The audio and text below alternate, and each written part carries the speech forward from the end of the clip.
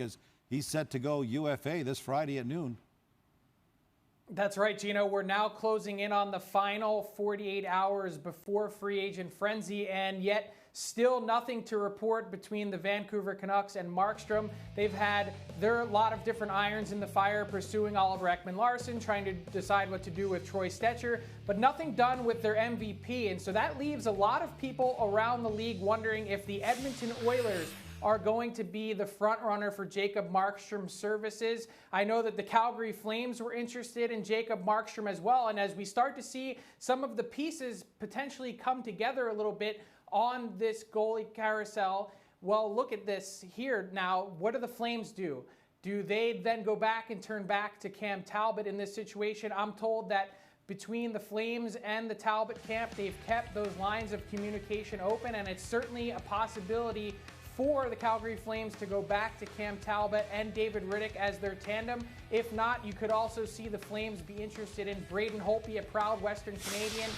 But the Flames don't, I think, view Holtby as a guy that could carry the load as a starter. They view him as more of a tandem guy. Frank, there's a lot going on, so let's take a look at your updated trade bait board. And you still got Oliver Ekman-Larsson at number 1. Perhaps the most intriguing name on this list remains at number 2. Patrick Laine, who's got 1 year left on his bridge deal, 138 goals in just over 300 career games. Laine is one of the balls Kevin Cheveldayoff has in the air right now. Frank, as teams look to upgrade right now on their talent on the trade front, a number of those teams, in order to do that, have got to unload cash. Does that list include Vegas?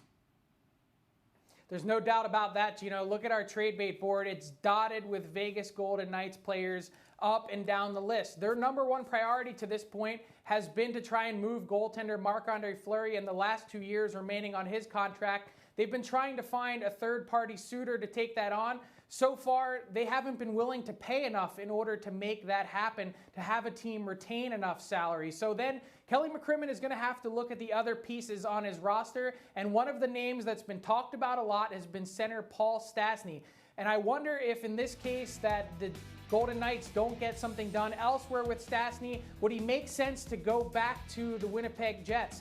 We know that they're interested in a second-line center to fill one of their holes that really hasn't been adequately filled since Stastny left for the Golden Knights in free agency. You think back to their playoff run, their deep run to the Western Conference Finals. Stastny was such a huge part of that. He has 1 year remaining at $6.75 million, and he could certainly be one of those guys that wouldn't cost a lot. The Jets have the cap space.